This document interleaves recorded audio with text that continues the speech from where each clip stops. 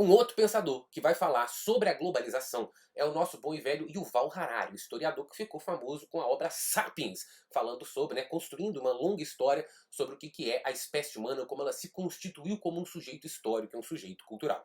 O Yuval Harari, ele vai pegar emprestado um conceito do Benedict Anderson, que é o de comunidades imaginadas, para pensar como que o ser humano conseguiu tanto sucesso no domínio do planeta, no domínio do mundo natural e na imposição, da sua grandeza com relação a todo o resto à sua volta. Sabe o que ele vai dizer? Ele vai dizer que nós conseguimos chegar até onde nós chegamos graças à possibilidade de inventar ficções e de acreditar coletivamente nessas ficções. Bom, o que ele está querendo dizer com isso? Pensa no dinheiro, que talvez seja o melhor exemplo que ele traz no livro. O dinheiro, ele é o que o dinheiro? O dinheiro é um papel. Bom, já deixou de ser papel há um tempo, né? O dinheiro é cada vez mais um número que aparece na tela do aplicativo do seu celular. Nem mais no banco tu vai para ver como é que tá seu saldo, né?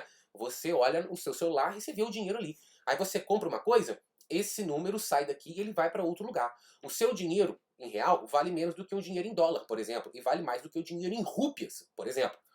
De onde veio isso tudo? Isso aí está estabelecido, tem uma regra, né? Isso veio da natureza, a gente escavou na terra e tirou dali um parâmetro adequado para entender o que é dinheiro e como que a gente vai validar essas riquezas?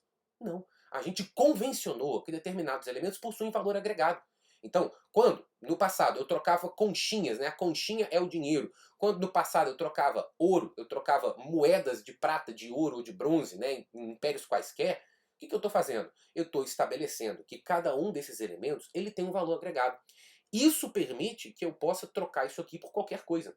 É muito mais eficaz do que se eu planto banana e você produz galinha, você cria galinha, e eu querer trocar banana por galinha. Porque um dia você pode não querer banana, e eu vou querer galinha e vou ficar como? Então se eu posso trocar a minha banana por dinheiro, e esse dinheiro ser trocado por galinha, pô, aí funciona super. Então eu pego uma parada que não tem valor intrínseco, que não tem valor próprio. Pensa no Bitcoin, cara. O Bitcoin é um exemplo máximo disso, as criptomoedas como um todo. Por que o Bitcoin tem dinheiro? Porque há uma expectativa social em torno do Bitcoin, há uma valorização de grupos sociais, uma valorização dos grandes nomes do mercado financeiro que olham para aquilo e falam, pô, isso aqui vale dinheiro, isso aqui é um recurso valioso. E aquilo passa a ser valorizado com base numa crença coletiva de que aquilo vale dinheiro. Olha que doideira! Então, o mundo todo é baseado nisso. O sistema bancário como um todo é uma ficção imaginada. A democracia. Democracia foi uma parada, que surgiu da natureza, a gente vai para o reino animal e nós vemos naturalmente as pessoas, se organizando democraticamente, os pessoas assim, os animais se organizando democraticamente. Não, a democracia é uma ficção que a gente inventou e decidiu acreditar coletivamente nela, para que a gente pudesse se organizar a partir dela. O conceito de justiça é uma ficção, cara. A gente inventou isso.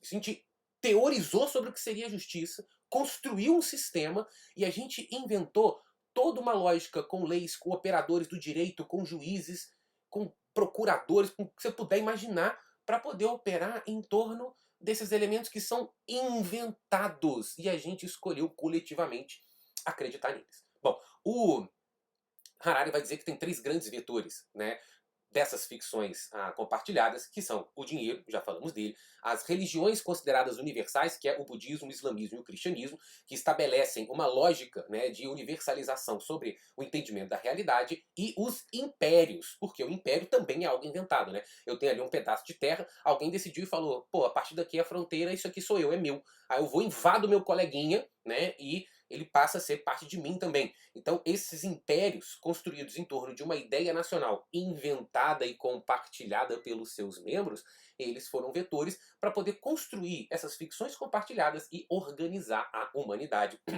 em torno dessas ideias.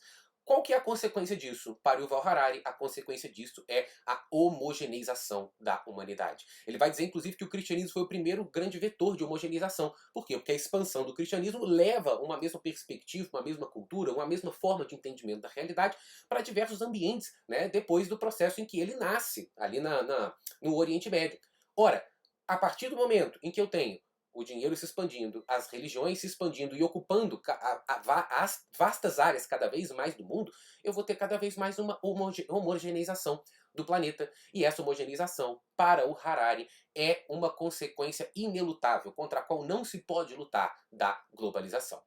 Vamos ver como que a gente pode pensar algum tema, né, alguma reflexão com base nesse nosso camarada? Vamos pegar aqui o tema Caminhos para a Valorização da Cultura Popular no Brasil. Tema mó carinha de Enem, tá? Tem bem essa pegada. Que pensa a cultura popular, que pensa um recorte da nossa sociedade, que pensa elementos que são marginalizados, que não são hegemônicos e coloca eles para discussão. Então, como que a gente pode pensar isso via Harari? De fato, estou vindo aqui com um parágrafo de argumentação, meu primeiro parágrafo argumentativo. As diversas tradições brasileiras e os seus legados têm passado por um apagamento decorrente da globalização. Estou dizendo então que a globalização apaga a diversidade cultural.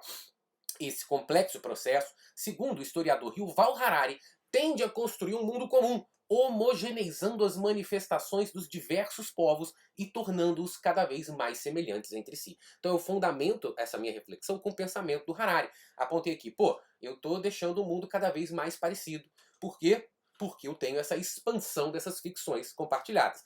Percebam que eu estou te trazendo várias informações para você trazer esse entendimento e uma parte dele para sua fundamentação.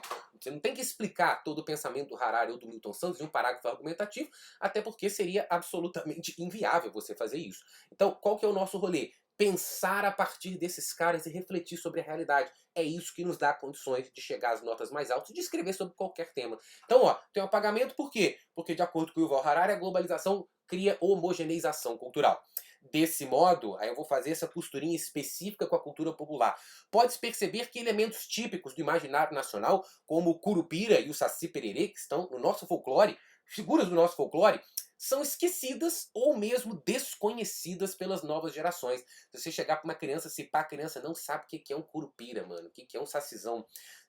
Ao passo que festas estadunidenses como o Halloween são cada vez mais assimiladas ao calendário dos brasileiros. Então a gente tem aí o Halloween como algo que está sendo incorporado cada vez mais à cultura, né, à vida do brasileiro. Uma festa que nada tem a ver com a gente, uma festa exógena que vem para o território nacional, e o nosso folclore, a nossa cultura popular é cada vez mais esquecida. Maluco, é o exemplo perfeito de como a globalização está fazendo essa homogeneização cultural.